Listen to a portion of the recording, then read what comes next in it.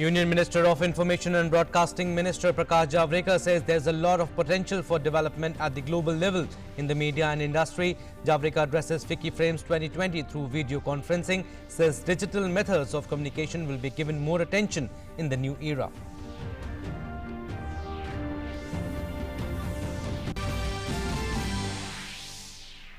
US military strategist Edward Ludwig speaks exclusively to DD India, hails PM Narendra Modi's border infrastructure development push, also praises infrastructure work ramping up in Ladakh and other areas along the LAC and changing the balance of power.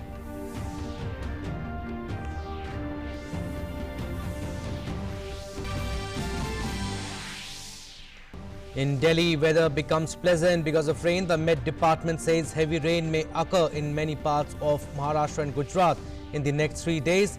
The department issues a high alert.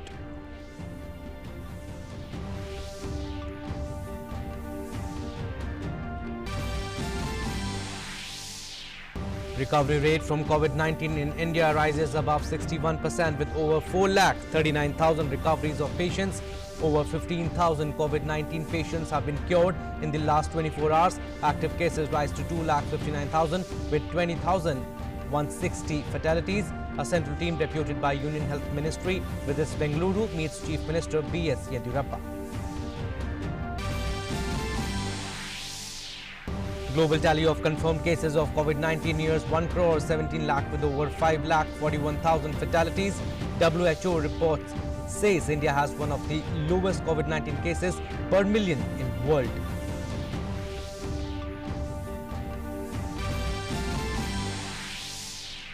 UN Chief Antonio Guterres warns terrorists are exploiting COVID-19 pandemic, calls for vigilance and stressed upon power of multilateralism to find practical solutions. Namaskar, I'm Abhishek Mahajan. Our top story, the inaugural session of FICCI Frames 2020 began today. FICCI Frames is first and largest 5 days global online convention which will cover the entire gamut of media and entertainment like films, broadcast, TV and radio print media, digital entertainment, advertisement. Addressing the FICCI Frames 2020 in a virtual manner, the Minister for Information Broadcasting Prakash Javadekar said that COVID has given opportunity to think fresh ways to communicate. He added that Indian cinema is watched in more than 150 countries and media sector will create more jobs despite COVID crisis. The importance of Indian media and entertainment sector cannot be stressed enough. The content we produce, television, film and digital original, is consumed in over 150 countries. The sector generates millions of jobs, significant revenues, and despite the impact of COVID, it is growing at a good pace. There is need for more entrepreneurs, founders and leaders in the media and entertainment sector to steer the industry forward. We need more innovation, origination and ownership. And the Government of India stands shoulder to shoulder with the industry in achieving all this. MIB Minister also added that Indian media and entertainment industry can harness country's soft power. He further said that Government of India will provide standard operation procedures to restart standstill filmmaking in the country. We all need to work together to make a progress and harness the soft power of India, that is media and entertainment. The first among these is the government is coming up with the standard operating procedure for shooting films in India in the light of pandemic. Further, to accelerate the restart of filmmaking that had come to a standstill as a result of COVID, is also coming up with the incentives of production in all sectors, including TV serials, filmmaking, co-production, animation, gaming. Will be announcing these measures shortly. Also, INB Secretary Amit Khare said that in the last 6 years, government has taken several measures to enable ease of doing business. He added that our ministry is putting all efforts through easy regulations for functioning of the media industry. the entire last 6 years of the present government has been focused on ease of doing business and on having less regulation, regulation, but more effective regulation.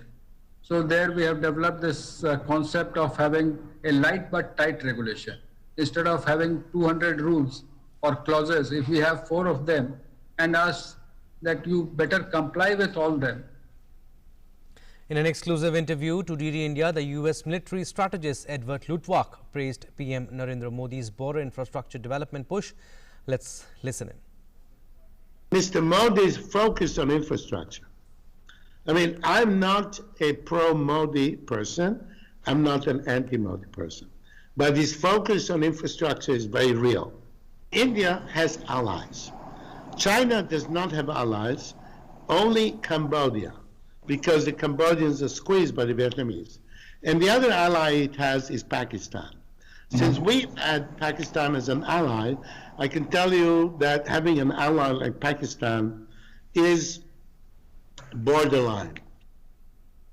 And the US military strategist also praised infrastructure work ramping up in Ladakh and other areas along the LAC and changing the balance of power. The expansionist pressure, in general, is not a tactical thing. It has a tactical expression, in some specific place.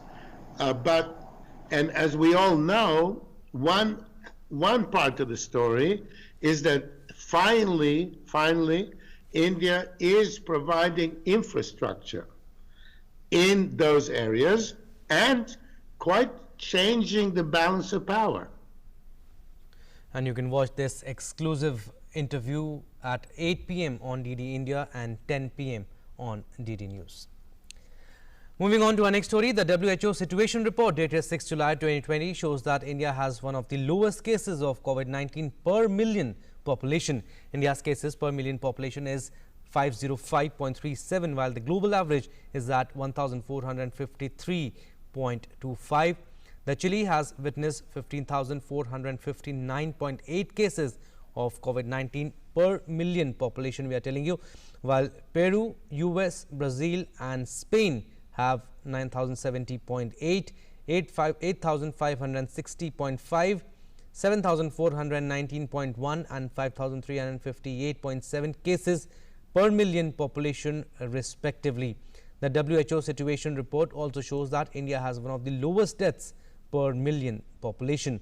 So India's cases of deaths per million population is 14.27, while the global average is more than its 4 times, which is 68.29.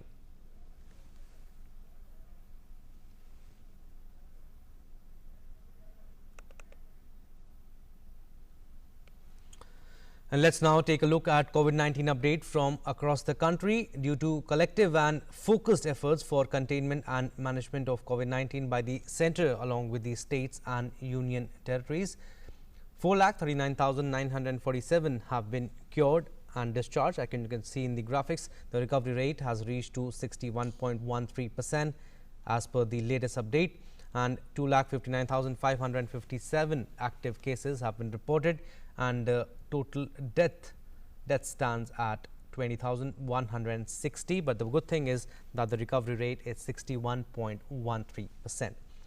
We'll move on to our next story. A central team deputed by Union Health Ministry is in Bengaluru to review the COVID-19 situation in the state. The team met Chief Minister B.S. Yediyurappa. The team is part of teams which are deployed to visit to 5 megacities to review public health measures being undertaken to contain COVID-19.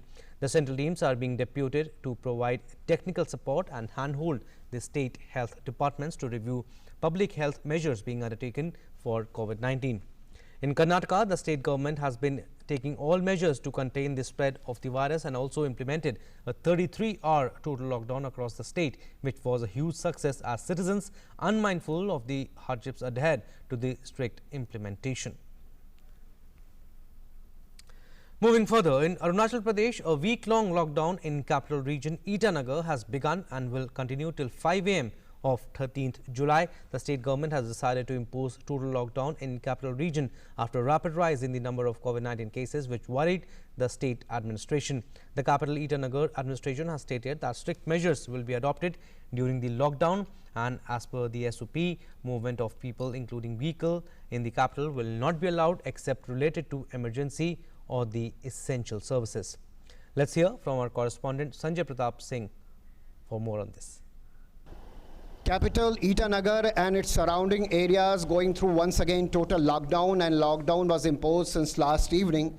The decision was taken due to sudden spike in the COVID positive cases in last 4-5 days before, when around 40 cases were registered in 48 hours. Though last 24 hours only one positive case was reported, and the 14 patient has been recovered and discharged from the hospitals.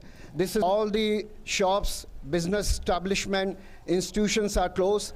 Even the government offices are generally closed, though the essential services departments are open. All the state transport buses are also cancelled, and no personal vehicle movement is allowed in Itanagar during this lockdown period. With Doginranda, Sanjay Pratap Singh from Itanagar. So lockdown to continue till 5 a.m. of 13th July. Moving on, many states in the country are facing the fury of flood due to monsoon and heavy rains. To cope with this situation, more than 100 teams of NDRF have been deployed in various states, and many teams of NDRF have been kept on alert mode so that they could reach at any place where rescue and relief works are needed. So according to NDRF, 102 teams are deployed on the ground. Among them, more than 50 teams are deployed in 6 states, and 12 NDRF teams are deployed in Bihar. 11 teams of NDRF are present in Assam. They are helping state agencies. And 10 teams of NDRF are deployed in West Bengal too, besides 8 teams of NDRF being deployed in Gujarat. So 6 in Uttar Pradesh and 5 teams in Karnataka.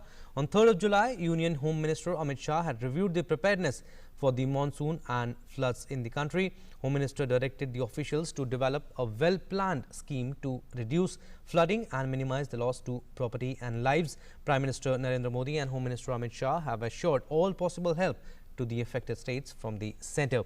40 million hectares of land, including Ganga and Brahmaputra basins, are flood-prone in India. Assam, Bihar, Uttar Pradesh and West Bengal are the most flood-affected states in the country.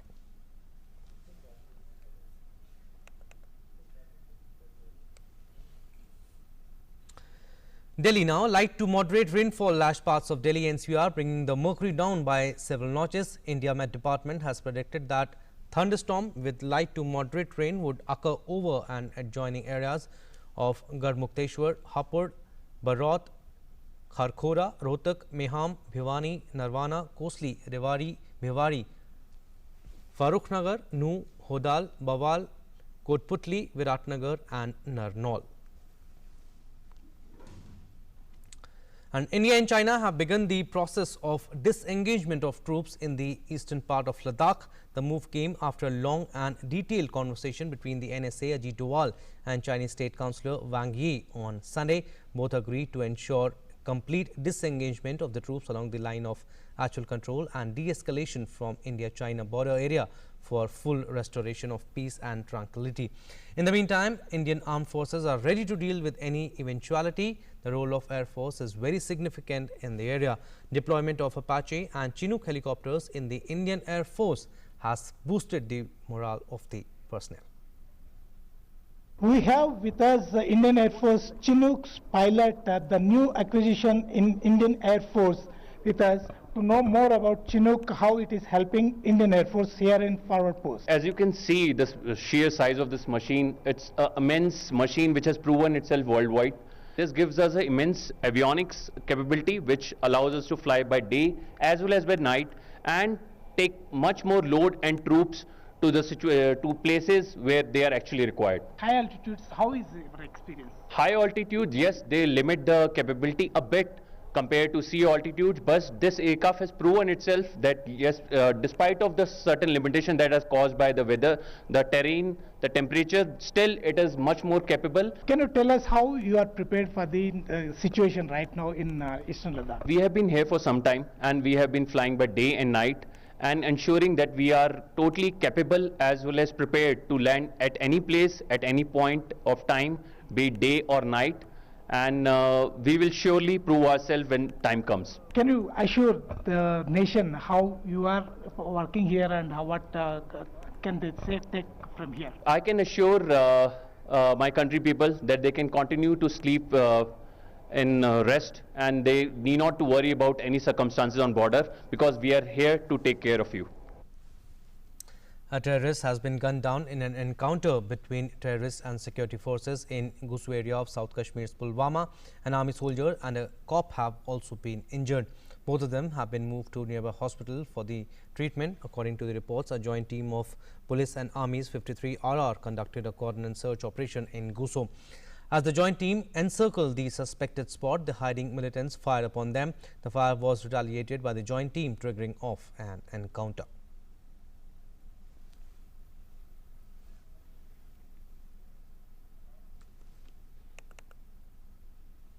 The World Bank and the central government has signed an agreement worth $750 million to boost the flow of finance to micro, small and medium enterprises, that is MSMEs, amid the COVID-19 crisis. Finance Ministry said in a statement that this agreement is for the MSME Emergency Response Program, which will provide increased financial support to the MSMEs that have borne the impact of the coronavirus crisis in the past few months. World Bank said in a statement that the World Bank's MSME Emergency Response Program will address the immediate liquidity and credit needs of some 1.5 million viable MSMEs to help them withstand the impact of the current shock and protect millions of jobs. This is the first step among a broader set of reforms that are needed to propel the MSME sector over time. And in an effort to improve the quality of roads, National Highways Authority of India has decided to undertake performance assessment and ranking of the highways in the country. The assessment, audit and ranking of national highways is aimed at improving quality of highways. This move will provide higher level of service to highway commuters. The assessment parameters are based on different international practices, while the criteria for the assessment have been broadly categorized on the basis of highway efficiency, highway safety and user services. On the basis of the assessment, the authority will decide on the level of intervention required to enhance the overall service quality. Important parameters like access control, time taken at toll plaza, accident rate, availability of advanced traffic management system, wayside amenities will also be considered during an assessment.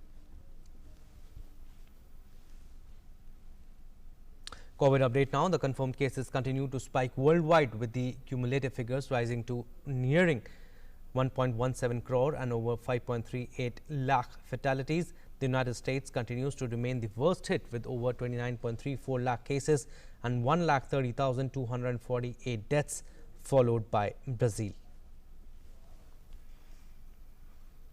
The United States is the hardest hit country by the pandemic, with 29.34 lakh cases and 1,30,248 deaths, while Florida's greater Miami area became the latest U.S. coronavirus hotspot to roll back its reopening, ordering all restaurant dining closed on Monday. Restaurants and bars also were singled out for a weekend crackdown on coronavirus enforcement in California, where hospitalizations for the highly contagious respiratory virus have jumped 50% over the past 2 weeks. For an 8th straight day, Texas registered an all-time high in the number of people hospitalized with COVID-19 at any one moment, up more than 500 admissions from the day before to nearly 8,700. California, Texas and Florida are all among 24 states reporting high infection rates, an alarming sign of a virus still spreading largely unchecked throughout much of the country. Meanwhile, California Governor Nearly has ordered some temporary closure of the state capitol building in Sacramento for deep cleaning. He said that nearly 500,000 businesses were contacted by the state and warned that failing to enforce social distancing guidelines, including a statewide mandate to wear face coverings, could lead to a citation. And as the world is now dealing to heal and repair the losses caused by the pandemic COVID-19, France has also created 3 beefed-up ministries for finance, social affairs and environment in response to the shockwaves jolting the economy. Bruno Le Maire would stay at the helm of a finance ministry, while Elizabeth Borne will take charge of an enhanced labour and social affairs ministry. Former Green Party politician Barbara Pompili will run a dedicated environment ministry. Christophe Castaner will take charge as the interior minister to head police, while Gabriel Attal will serve as the government's spokesperson. The reshuffle came in the wake of local elections in which Macron's party suffered backlash in major cities like Lyon, Bordeaux and Strasbourg.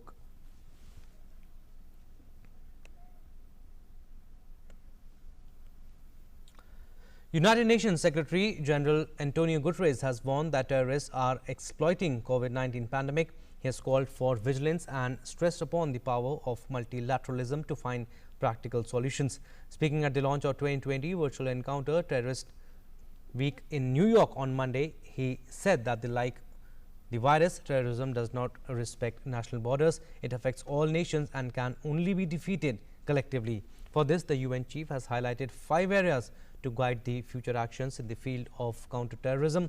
First, there is a need to keep up the momentum in the fight against terrorism. This includes continuing to invest in national, regional and global counterterrorism capabilities, especially for the countries most in need of assistance.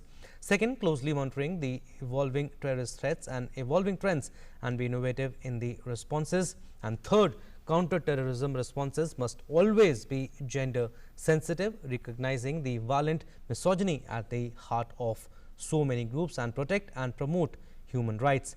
Counter-terrorism laws and security measures cannot be an excuse to shrink civic space, curtail freedom of association and deny other fundamental rights.